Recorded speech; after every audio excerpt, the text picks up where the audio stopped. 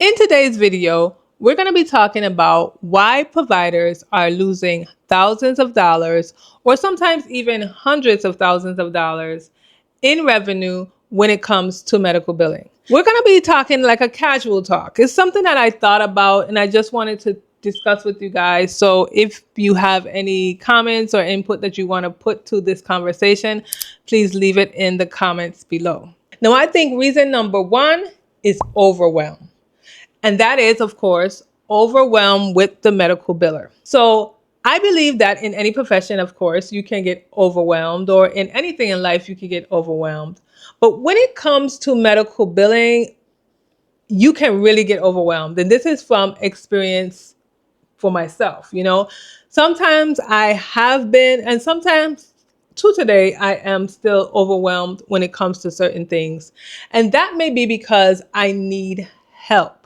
Now, if you are a end-to-end biller where you are doing from claim submission to patient statements, or you could even just be a biller who does one specific duty, but you are at a big hospital or a big facility and you have thousands and thousands of this particular duty to do.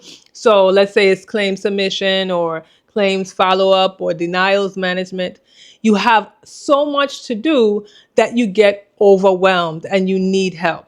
So you may know what to do, but you just don't have the help that you need to get it all done.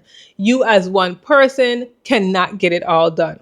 So that is one of the reasons, because if you can't get it done, then that means that you maybe can't send out the claims fast enough. So you have a lot of denials because of timely filing, or you can't follow up on claims because now you still have to send more out, but you don't have the time to do the follow-up. Like, there can be so many reasons. So the first thing I would say is, if you need help, get help.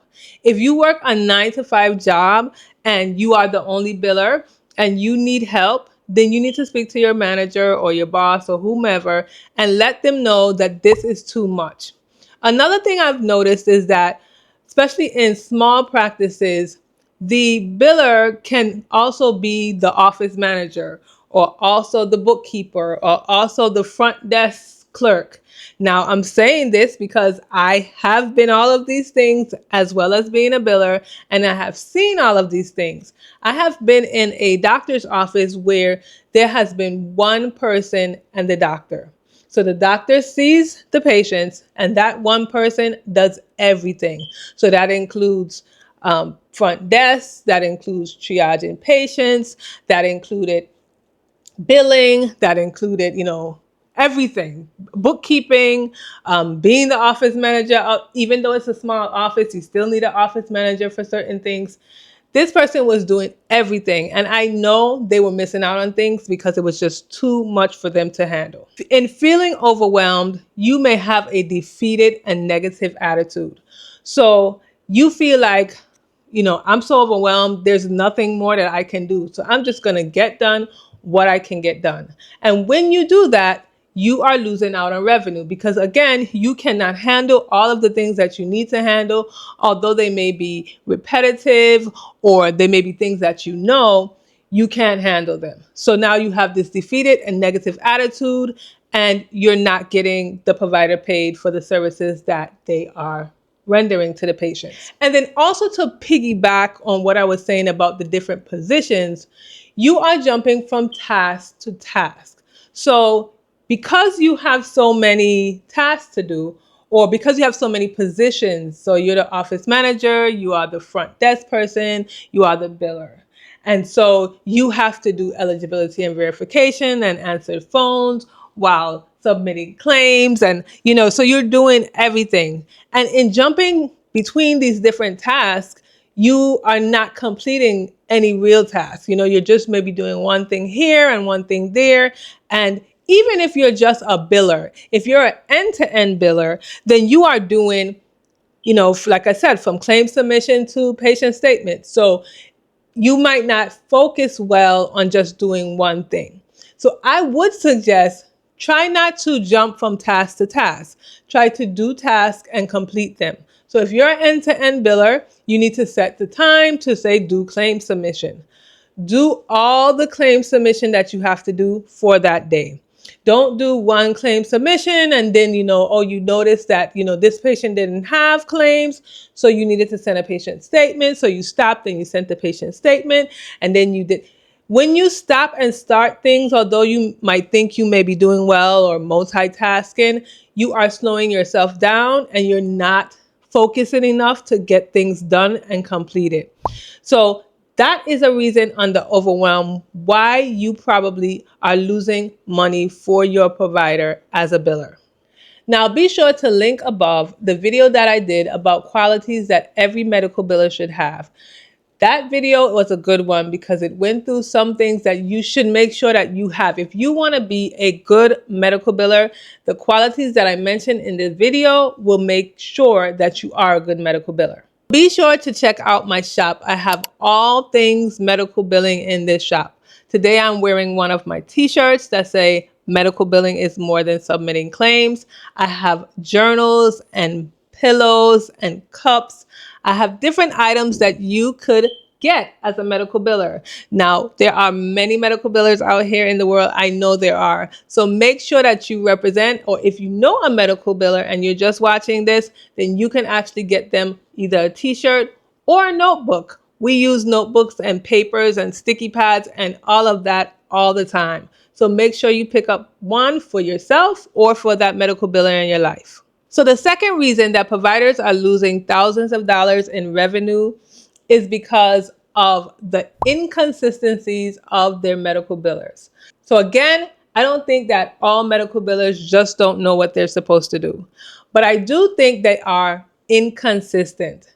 And they're inconsistent because they don't have routines set up and they tend to not follow up on certain things. Again, dealing with routines. So I'm always going to go back to the routines because I believe as a medical biller, routines are so important. I will link the video that I did above talking about unlocking the key to being an amazing medical biller. And that has to do with routines. You may be tired of hearing me talk about routines, but I'm not going to stop. You will forget about certain things. Again, not because you don't know what to do or you don't, know about them. You just will forget because as a medical biller, your job never really stops, okay? It just keeps going and going and going, which is good because if your job stops, that means that either the provider has closed their office or they don't have any patients. And either way, they're not making money and you're not making money. So medical billing is an ongoing process. Every time the patient comes in to see the doctor, that revenue cycle begins again. And if you don't have a routine on how you're going to do certain things, then you are going to sometimes do something, sometimes not do it. You're going to be just thinking about what you need to do at that particular time and not what you need to do all the time. As a medical biller, you need to be consistent and follow up. I hope I have stressed it enough where you know how important it is. Some of the medical billers don't have a routine. Like I said, they just do certain things when they feel like doing it. And as a medical biller, you can't do that because you're gonna miss out on something. You're gonna forget about that claim that you were supposed to call about to Cigna. You're gonna forget about sending out those corrections to those claims that your provider said that they made an error on. You're gonna forget about changing maybe some insurance information. You're gonna forget all of those things. Following up on patient statements to make sure that you bring in the money from patients. You're gonna forget these things. So you need to have a routine in place to make sure that you don't forget any of those things. I wish I can tell you an exact routine that you're supposed to have, but it is not something that's a one size fits all. Depending on how your office runs, how your provider operates, how you operate, will all depend on what your routine is. I'll do an updated video because I did do a video about my routine and I'll link that above too. But I'll do an updated video because I think I've kind of got into a real good routine that I like and is working very well. So I'll talk about that in a later video. And then the third reason that providers are losing thousands of dollars in outstanding revenue is that the medical biller is not knowledgeable. So there are three ways that the biller cannot be knowledgeable. So we're going to talk about the first way, which is probably the most obvious, is that the biller just doesn't know how to bill in general. So because people make billing seem so easy, there are billers out there who did not go to any school, who do not do any research, who just feel like they can ask questions and someone's going to give them the answer, or they take whatever anybody tells them. So they really don't know how to bill. They're just kind of going along with what everybody says. So of course, that can be a reason why providers are losing money, because the biller doesn't know what they're doing. Like, they really don't know what they're doing. So they don't know how to get the claims out. They don't know how to follow up on them. They don't know anything. And I put that one first because I really don't believe there are many billers out there that's like that. I think there are some, and I know that a lot of people tend to get into billing and they kind of think that way, like they really don't need to know anything about billing. But I don't think there are many people out there like that. But that could be one reason. The other reason is that the biller doesn't know that specific specialty. So yes, billing is billing. The foundation of billing is billing. But when it comes to specialties, there are different guidelines, different rules, different codes, different, diagnosis, HCPCS, CPT codes. There are different things when it comes to different specialties. So where I may have started off in billing, which I did as in an ophthalmologist's office, you may have started off in a mental health office. And so you deal with things differently than I do. You may use different modifiers, like I said, different diagnosis than I do. So if I go and move to mental health, then it may take me a little bit longer to pick up on how I'm supposed to bill. How am I supposed to get these claims actually paid?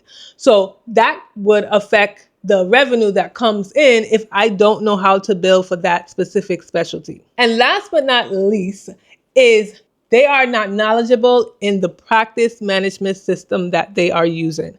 The practice management system that you use play a major role in if you're losing money or not. And I'm going to give you a prime example.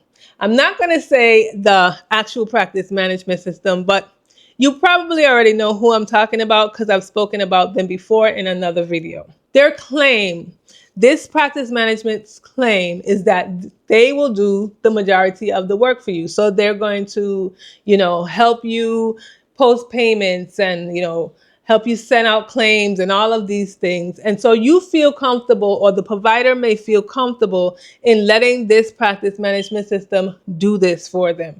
But they don't really know how to operate it on their own. They don't really know what's going on. They're taking for granted that the practice management system is going to do it for them. But in the back end, when the biller, who should be reviewing what the practice management system is doing, when they review it, they see that, this claim is not paid, although the claim was closed out, or, this claim is still on hold because of some random situation.